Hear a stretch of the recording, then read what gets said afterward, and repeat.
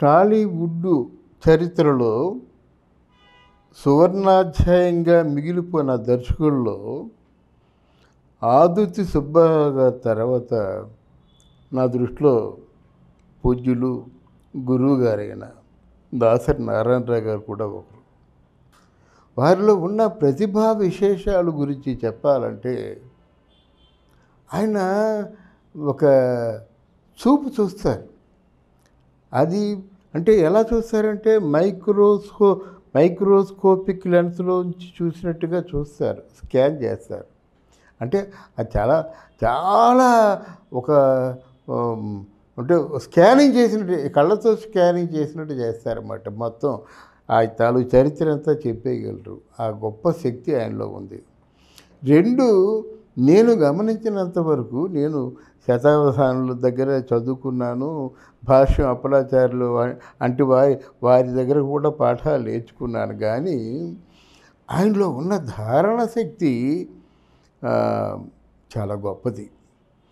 ఆయన కథ చెప్తున్నప్పుడు ఆ సరస్వతి ఆయన నాలుక మీద ఉందా అనిపిస్తుందండి.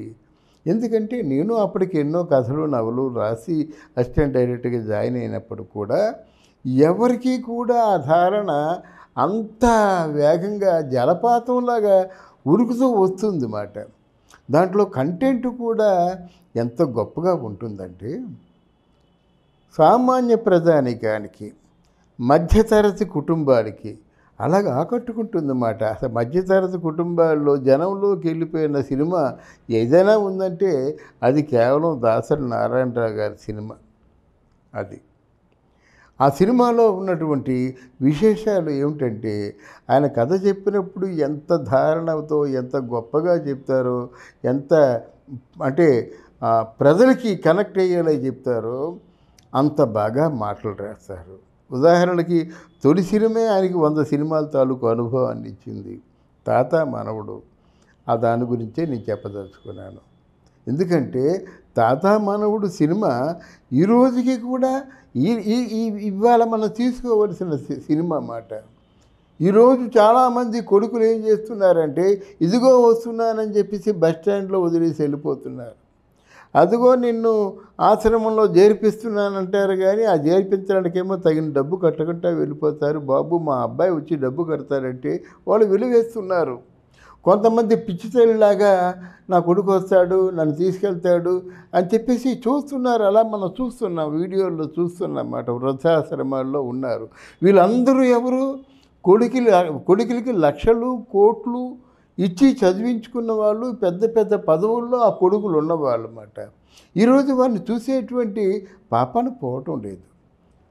అంటే ఈరోజు ఉన్న సమస్యని ఆ రోజే ఎలుగెత్తి చూపించినటువంటి ఘనత దాసరి నారాయణరావు గారిది.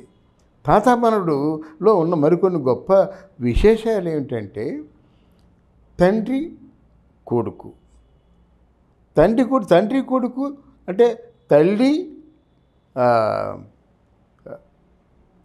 తాత, ఒక మనవుడు తాత, వీళ్ళ మధ్య ఒక తీయని మానవ సంబంధాలని ఎంత గొప్పగా తాత మనవుడికి మధ్య ఎంత మంచి తీయని అనుబంధం పెట్టాడంటే, తాతని ప్రేమించే మనవుడు, తాతకి ఇష్టపడే మనవుడు, అలాగే తండ్రిని ప్రేమించినప్పుడు కూడా భార్య మాటకి ఎదురు చెప్పలేనటువంటి అసమర్థ భర్త. తర్వాత తను కొడుకు ఈ అసమర్థతకు లోపలే కృంగిపోతున్నటువంటి తల్లి.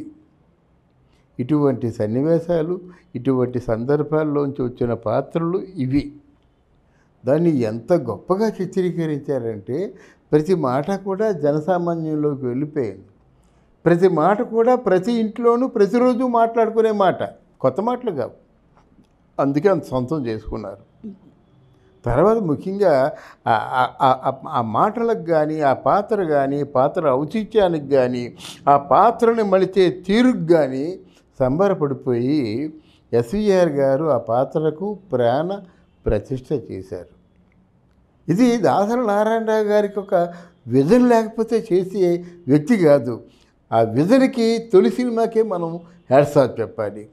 తర్వాత ఒక చోట అంటాడన్నమాట, ఏంటి ఆ తండ్రినేమో తిరస్కరించినటువంటి కొడుకు సత్యనారాయణని చూసి ఒక గొయ్యి తవ్వుతుంటాడు. ఎవరు? మనవడు. ఈ మనవడిని తాత ఎస్విఆర్ అంటే మనవడు ఎవడు? రాజబాబు. ఆ ఎస్విఆర్ చూసి అడుగుతాడు, ఏమిరా అయ్యా అయ్యా ఎందుకు గొయ్య అంటాడు. అప్పుడు ఒక తెలివిగా ఒక మాట అండి, మీ అయ్యకు చేసిన ఈ మర్యాద రేపు నేను చెయ్యాలి కదయ్యా అని.